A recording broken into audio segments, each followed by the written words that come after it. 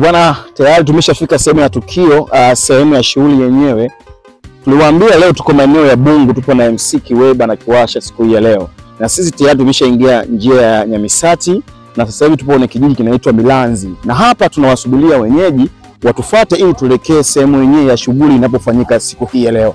Bwana, ungana nasi, usicheze mbali na simu yako. Na kama simu yako haina chaji, haina salio, basi weka bando la kutosha.